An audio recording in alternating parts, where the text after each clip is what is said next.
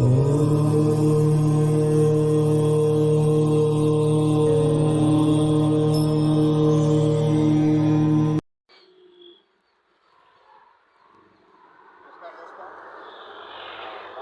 YouTube channel पर आपका स्वागत है।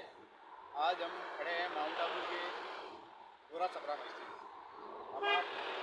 आज हम आपको ज्ञान सरोवर की यात्रा करवाएंगे। ज्ञान सरोवर से आगे ब्रह्म कुमारी का आश्रम है, ब्रह्म कुमारी से आगे महिषासुर मर्दिनी का आश्रम है, वहाँ तक आपको हम ले चलेंगे। ये आबू ऋषियों और गुरु और मुनियों की धरती है।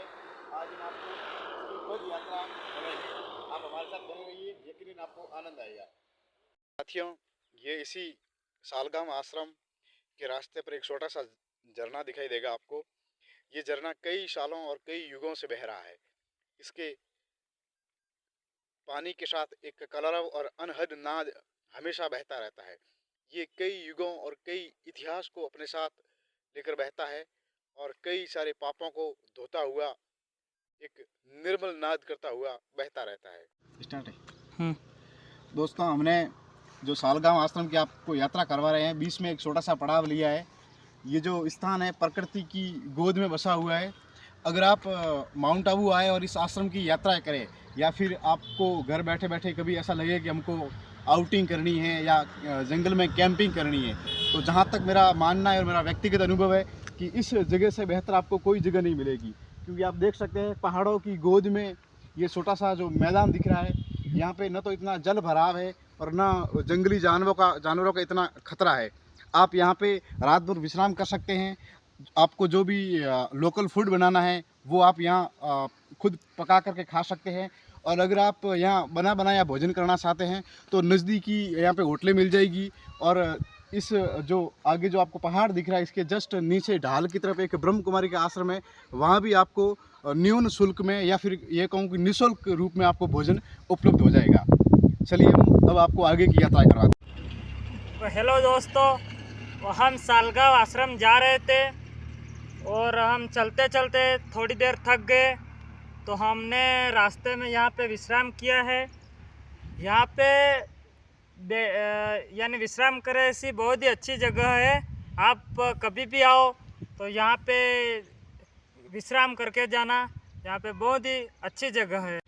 किसी एक जर्मन दार्शनिक ने कहा था कि सड़कें कहीं नहीं जाती है, यात्राएं हमको स्वयं तय करनी होती है। मुझे लगता है कि हमको गंतव्य से ज़्यादा यात्रा का आनंद लेना चाहिए। आप जहाँ भी रहते हो, समय निकाल कर स्वयं की खोज में निकलिए और वाहन से ज़्यादा मुझे लगता है कि आप पद यात्रा कीजिए। क्योंकि पद यात्रा करके जो आपको अनुभव मिलता है और जो स्मृतियाँ अर्जित होती है वो ताउम्र हमारे साथ रहती है। साथियों, इस यात्रा की राह पर आपको जो ये हरे भरे वृक्ष दिख रहे हैं, देखने पर ऐसा लग रहा है कि वो कई युगों से यहाँ से गुजरने वाले प्रत्येक यात्री को निहार रहे हैं।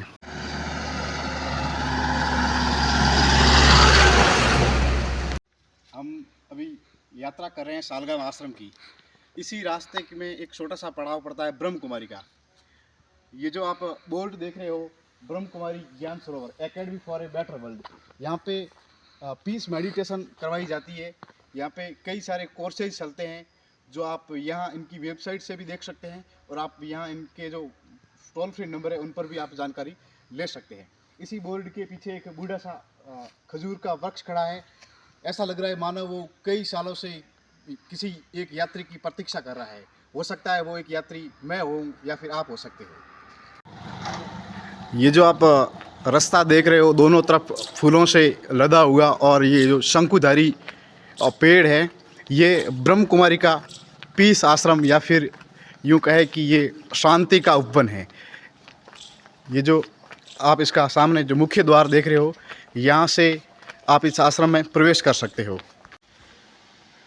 ये जो वीडियो में आप देख रहे हैं, ये ब्रह्म कुमारी आश्रम के क्वार्टर बने हुए हैं। अगर आप यहाँ आए और रात्रि विश्राम करना चाहे तो इस क्वार्टर में विश्राम कर सकते हैं। पास ही में एक छोटा सा सुंदर तालाब बना हुआ है, यहाँ का भी आप आनंद उठा सकते हैं। साथियों, अभी हम इस यात्रा के पड़ाव में जिस जगह पर खड़े हैं उसे बोलते हैं मोगली वन। ये जो मोगली वन है, यहाँ पर आपको जिप्सी के द्वारा और घोड़े और खच्चर के द्वारा जंगल की सफारी करवाई जाएगी। ये जो आप पीछे जंगल देख रहे हैं, इस जंगल में आपको घोड़े एवं जिप्सी के माध्यम से यात्रा का आनंद दिलवाया जाएगा। अगर आप यहाँ आओ तो यहाँ से आप घोड़ा या फिर खच्चर या फिर जिप्सी हायर कर सकते हो और इसके द्वारा इस आप सुंदर और पावन उपवन का लाभ उठा सकते हो। रास्ते में हमको गौ माता के दर्शन हुए। ऐसा माना जाता है कि हम किसी तीर्थ यात्रा पर निकलते हैं या फिर पवित्र किसी आश्रम की यात्रा पर निकलते हैं, अगर हमको गौ माता के दर्शन हो जाए तो वो बहुत ही शुभ माना जाता है। इस यात्रा में आश्रम से पहले आपको एक छोटा सा गांव दिखाई देगा। यहाँ के जो माउंट आबू के स्थानीय लोग और जो आदिवासी है और भी कुछ जनजाति लोग हैं वो यहाँ निवास करते हैं। आप देख सकते हो यहाँ पे एक बूढ़ा पीपल का वृक्ष भी खड़ा है। वृक्ष हमें छाया और फल के साथ साथ एक अघोषित आशीर्वाद भी देते हैं और हमें ये प्रेरणा देते हैं कि आप बिना थके बिना हारे अपनी गंतव्य की ओर निरंतर सतत रूप से बढ़ते रहे।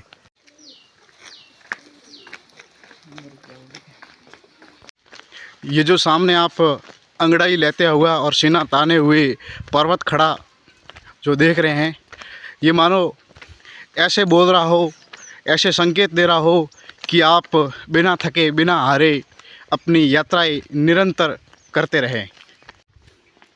साथियों, आपसे एक विनम्र अपील है कि आप किसी भी पर्यटक स्थल पर या फिर दर्शनीय स्थल पर आओ तो कृपया कचरा ना फैलाएं। अगर आप प्लास्टिक की वस्तुएं या फिर खाने पीने का जो सामान लेके आते हो और उनसे जो कचरा निकलता है, आप उन्हें या तो डस्टबिन में डाल दें। अगर आपको डस्टबिन ना मिले तो फिर आप उसको अपने पास रख लें और अगर आप कहीं पे डस्टबिन देखें या फिर उचित जगह देखें, वहाँ पे आप इसको डिस्पोज कर दें, क्योंकि ये वही जगह है जहाँ हमारे पूर्वजों ने इसका संरक्षण और संजोए रखा है। अगर उन्होंने हमारे जैसे लापरवाही बरती होती तो आज ये थाती हमारे सामने नहीं होती। मित्रों, हम अभी आश्रम के नज़दीक पहुंच गए हैं। आश्रम के प्रवेश द्वार पर हमारा स्वागत इस घने और गहराए हुए वृक्षों ने और पीपल ने किया है। आप देख सकते हैं कि कितने मनोरम और हरे भरे वृक्ष हैं। ये लगता है कि ये वृक्ष बहुत ही पुराना और बूढ़ा है। इसकी हालत देख के लगता है कि ये जर्जर अवस्था में है, फिर भी अभी तक अपने अस्तित्व को बनाए रखा है और डटा हुआ है।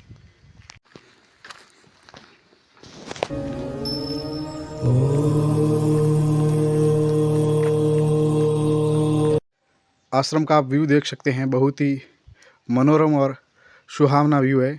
ये बाबा जी की कुटिया बनी हुई है। बहुत ही बीहड़ और जंगल में बना हुआ आश्रम है। यहाँ पे ये रह कर के अपनी साधना और तपस्या करते हैं।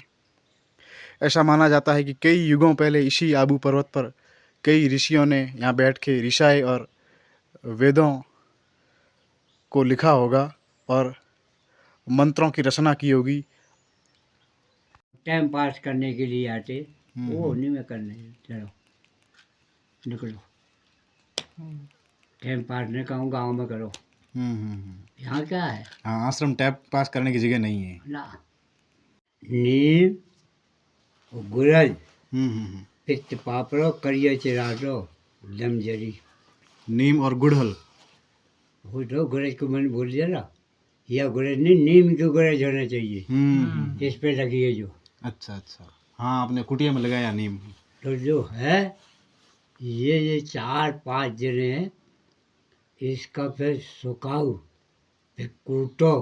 अच्छा, नीम को सुखा के फिर कूटो सबको। हाँ हाँ हाँ। और फिर ऐसे कपड़ा में छानो। फिर उसका जो है पूरा पाउडर निकालो। अच्छा, सान के जन ठंडी नहीं चाहिए, पूरा पाउडर। अगर आँख में डालो तो आँख में नहीं लगे। ये गोली आती ना, ऐसी तो आती है, कलगल गोली। इसकी मलेरिया की यही तो गोली है। हाँ, इन्हीं जड़ी बूटियों से बनती है। यही गोली है। करिया चिराटो पिट्ठ पापड़ दमजरी गुरज और नीम, ये बहुत भयंकर करुअल होते हैं। इसके मुकाबले कोई झाड़ करो नहीं है। तो इसको जो है सारी जो है ये विद्यार्थी लोग सब इनसे मंगवाते हैं। तो अभी आप भोजन स्वयं बनाते हो? हाँ, एक तो मेरे को किसी को पसंद नहीं आता है। अच्छा, किसी दूसरे के द्वारा बनाया हुआ। हाँ हाँ। देखो ऐसा होता है, मान लो जैसे आप विद्या सीख रहे हो तो स्वयं अपना कर्म करे तब विद्या हासिल होती है। अच्छा, हाँ हाँ, विद्या अर्जन के लिए कर्म स्वयं को करना पड़ता है। और विद्या हासिल करे और दूसरे के भरोसे तो वो आधा गुण तो ले जाएगा, है ना। उसको खर्चा भी दो और उसकी बातें भी सहन करो। हाँ, अगर नहीं बातें सहन करते, नहीं खर्चे तो उसको तब वो गुण अपनी पर आता है ना। तो फिर वो थोड़ी देर के लिए दिमाग खराब हो जाता है। यहाँ पे भालू वगैरह आ जाते हैं? हमारी जो कभी कहा जब उनकी इच्छा हुई है बातें। जंगली जानवर आते होंगे यहाँ पे? हमारी जंगली भी आता है, हमारे भी आता है, उधर भी शेर निकलता है, शेर निकलता शेर भी आ जाता है। वो जगह। एक बच्चा है उसके पास, उसकी घरवाली है।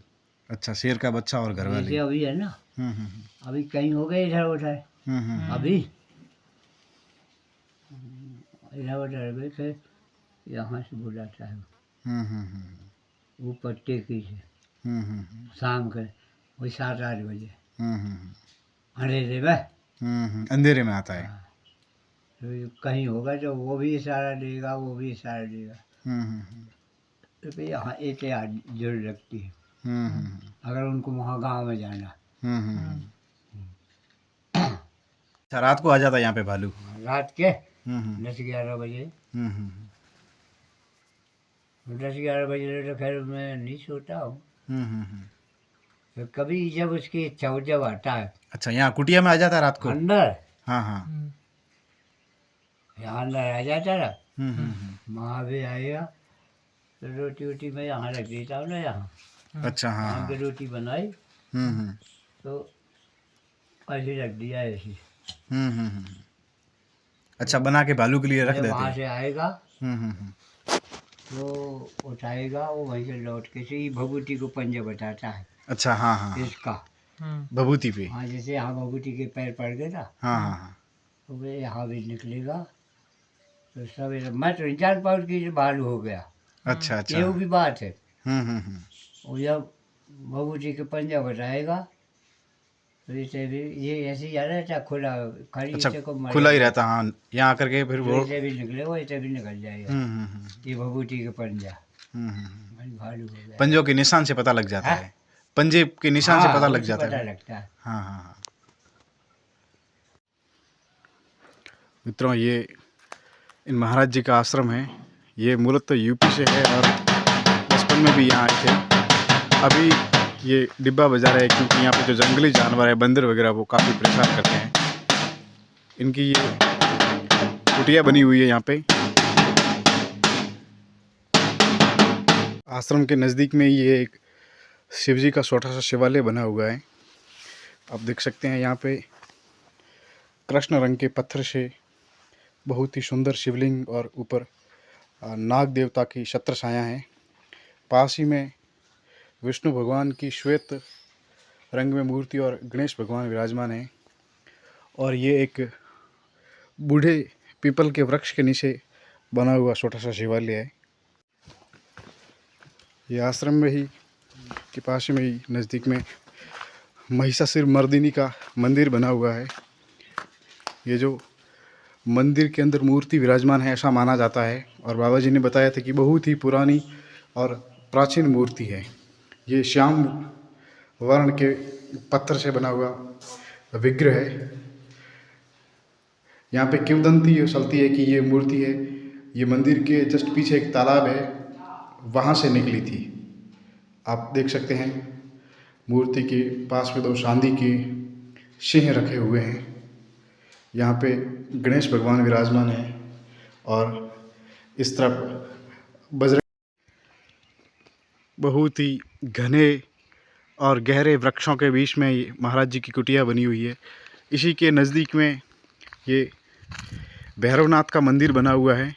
पास ही में बूढ़ा वटवृक्ष खड़ा है जो भैरवनाथ को अपनी निर्मल छाया प्रदान कर रहा है।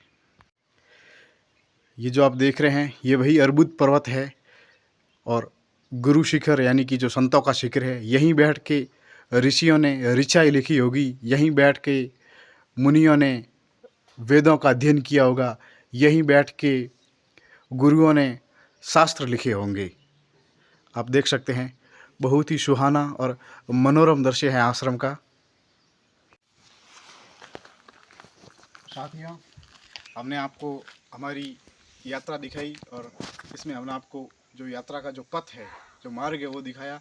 आप इसी वीडियो का सहारा लेकर के या फिर गूगल मैप का सहारा लेकर के इस आश्रम तक पहुंच सकते हैं। हमने बाबा जी से काफ़ी टाइम सत्संग भी ली है जो हम इस वीडियो में इतना नहीं दिखा सकते हैं। आप यहाँ आकर के रात्रि विश्राम कर सकते हैं। यहाँ पे बाबा जी स्वयं भोजन प्रसादी बनाते हैं। आप यहाँ आकर के रुक सकते हैं, बाबा जी का सानिध्य प्राप्त कर सकते हैं, उनसे सत्संग ले सकते हैं। बहुत ही सुंदर और मनोरम जगह है। आप अल्पेश जी, आप अगर दिखाना चाहें तो दिखाइए। माँ प्रकृति की गोद में बसा हुआ बहुत ही सुंदर और बड़ा ही प्यारा आश्रम है। ये आप देख सकते हैं इतने वृक्ष और यहाँ पे ये पर्वतराज खड़ा है। तो मैं आपसे इतना ही कहना चाहूँगा कि अगर आपको, तो मेरा आपसे विनम्र निवेदन है कि कुछ फल है, सब्जियां हैं या फिर दूध है वो लेकर आए, क्योंकि आप देख सकते हैं कि इतने बीहड़ और घने जंगल में बना हुआ आश्रम है। तो यहाँ पे बहुत ही कम यात्री आते हैं। माउंट आबू कई सारे यात्री आते हैं जो केवल अल्कोहल, शराब वगैरह का सेवन करते हैं, नशे का सेवन करते हैं और 1-2 दिन का पिकनिक बनाने या फिर फ़ोटो शूट करने के लिए आते हैं। उनका आने का जो मात्र उद्देश्य होता है वो केवल मनोरंजन होता है। बाकी न तो उनके अंदर धार्मिक आस्था होती है और न ही कोई सेवा भाव की भावना होती है। अभी हमने बाबा जी से बात की तो उनको कुछ मेडिकल समस्या है, तो मैं कल वापस आऊँगा और उनको कुछ दवाइयाँ दे करके जाऊँगा। और जैसे कि सर्दी का मौसम है तो बाबा जी ने बात की कि ओढ़ने के लिए उनके पास पर्याप्त वस्त्र है नहीं, तो मैं प्रयास करूँगा कि 1-2 कंबल खरीद के लाऊं और इनको भेंट करूं।